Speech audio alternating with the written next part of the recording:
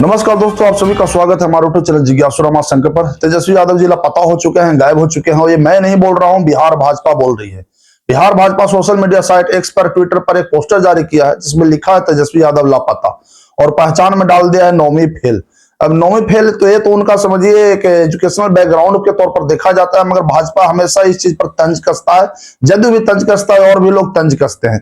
पर सवाल ये नहीं है, सवाल यह है कि बिहार की राजनीति में उनकी एक जरूरत है, क्योंकि वे नेता प्रतिपक्ष है, यानी वे विपक्ष के नेता हैं। राज्यपाल के अभिभाषण के समझिए उसी समय से गायब है, यानी उनको उसमें होना चाहिए था, पर उस टाइम वे नहीं है। तो बिहार की राजनीति जो भी रहे, मगर विपक्ष का काम होता है कि सरकार की नीतियां रहे, उसमें से खामियां निकाल करके सुधार करने के लिए सरकार पर दबाव डालना और जनता को एक सच बताना कि सरकार की नीतियां हैं, इसमें एक खामियां हैं। विपक्ष का यही काम होता है। सरकार का वो साथ देना विपक्ष का काम नहीं होता है। सरकार की नीतियों में या उसके सरकार के जो योजनाएं होते हैं उसमें से खामी निकाल करके सुधार करने के लिए दबाव बनाना। अब ऐसे मौके पर तेजस्वी यादव जी गायब है। देखिए, आप सोच होता है कि नहीं, छुट्टियां मनाने के लिए हमें जाना चाहिए, पर छुट्टियां मनाने का भी एक टाइम होता है। राज्यपाल का अभिभाषण विधानसभा में सबसे महत्वपूर्ण माना जाता है। संसद में जैसे राष्ट्रपति का होता है, वैसे ही विधानसभा में राज्यपाल का होता है। और वैसे मौके पर ही वे गायब रहे, नहीं रहे। 2 दिसंबर के बाद से पटना में उन्हें देखा नहीं जा रहा है। लोग बोल रहे हैं यूरोप चले गए हैं। तो एक नेता का इतने लंबे समय तक छुट्टियां मनाना भी राजनीति में सही नहीं माना जाता है। आप एक खुद समझिए कि एक राजनेता जिसके बल पर एक पार्टी टिका हुआ है, अगर आज देखा जाए तो तेजस्वी यादव के नाम पर ही राजद चल रही है। भले ही 25 सीट लाया गया हो, पर देखा जाए तो पूरा एक पहचान तेजस्वी यादव के बल पर ही रहा, क्योंकि लालू प्रसाद तो अब करीब 5 साल से लगभग राजनीति में अब अनुपस्थित हो चुके हैं। पूरी तरह से उनके पुत्र तेजस्वी यादव पर यह जिम्मेदारी आ चुका है। और उसके बाद एक पार्टी का इतना बड़ा महत्वपूर्ण नेता जिसको विपक्ष का दर्जा भी प्राप्त है, उसका एक लगातार एक 10 दिन 15 दिन के लिए राजनीति से अनुपस्थित रहना एक शोभा नहीं देता। इससे पार्टी के स्वास्थ्य पर असर पड़ता है। एक तो सबसे कम सीट आया 25 सीट, जो कि राजद के लिए अगर देखा जाए तो, अगर उसका इतिहास देखा जाए कि करीब 15 साल तक लगातार सत्ता में राजद रहा, उसके बाद उसको कुल विधानसभा सीटों का करीब 10वां हिस्सा ही मिलना, यह उसके लिए सोचनीय और शर्मनाक स्थिति है।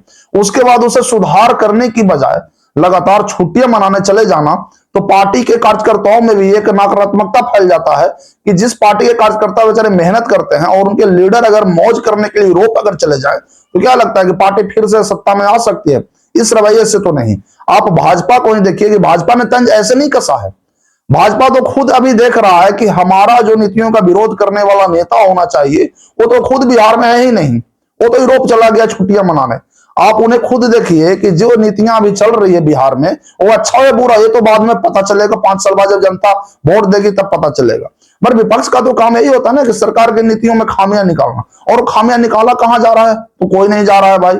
निकाल कौन में रहा है? तो निकालना चाहिए था तेजस्वी यादव को, मगर वो है ही नहीं। तो कुल मिलाकर देखा जाए तो उनके लिए राजनीति जो है सो फिलहाल भाजपा और जदयू के लिए एक मौके की राजनीति बन चुका है। वे जितने दिन तक बिहार की राजनीति से गायब रहेंगे, छुट्टियां मनाने के लिए यूरोप में रहेंगे, भाजपा और जदयू उन पर इस तरह से आरोप प्रत्यारोप लगाते रहेगा। अब ये लापता शब्द हुआ, ये लापता कोई हो नहीं गए हैं, बिहार की राजनीति से लापता हुए हैं। अब बिहार की राजनीति में एक ऐसा होना चाहिए कि डेली कुछ न कुछ आपका एक बयान आते रहना चाहिए मीडिया में, तभी तो लोग को कम से कम लगेगा कि आप एक्टिव हैं।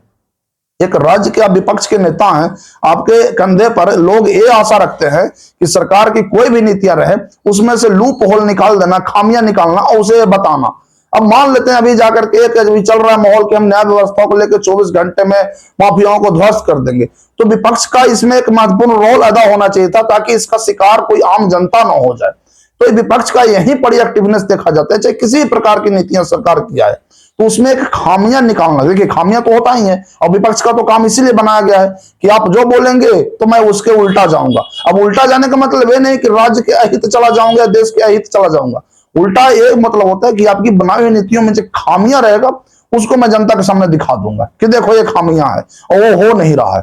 तो ये कुल मिलाकर देखा जाए तो तेजस्वी यादव के राजनीतिक कैरियर के लिए भी ठीक नहीं रहा, क्योंकि इस तरह से लगातार बाहर चले जाना बिहार की राजनीति नहीं, उनकी पार्टी का पूरे राजनीति के लिए, अगर लोकसभा का चुनाव 2029 में होगा उसमें भी असर पड़ेगा, और जो भी अगर उसमें जाकर के चुनाव बीच में अगर उपचुनाव हो जाते हैं तो उस पर भी असर पड़ता है।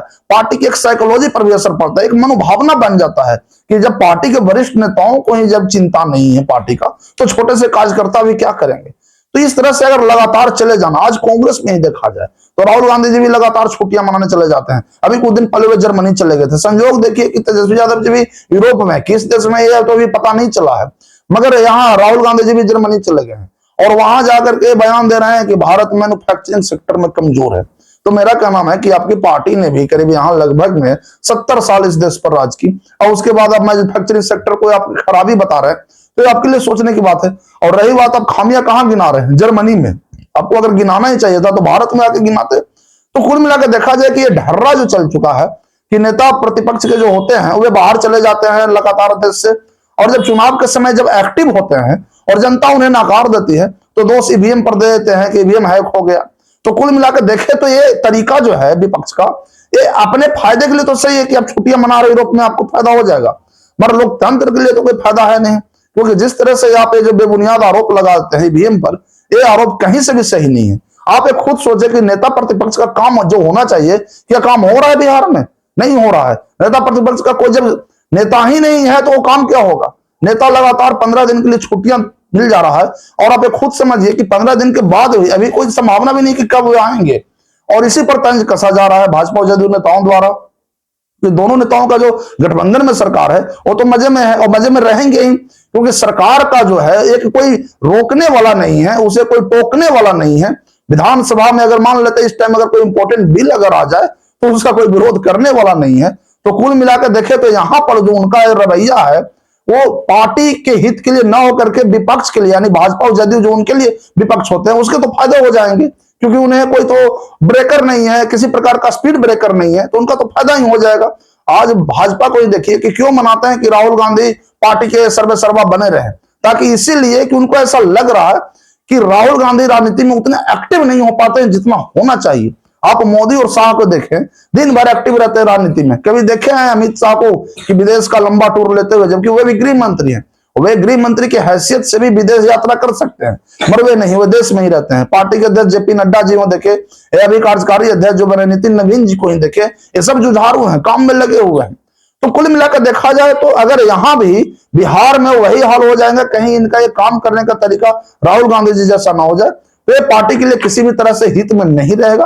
आपका क्या कहना है मुझे कमेंट सेक्शन में जरूर बताएं। वीडियो अच्छा लगा तो लाइक कमेंट शेयर से जरूर करें। हाँ, चैनल को सब्सक्राइब करना ना भूलें। धन्यवाद।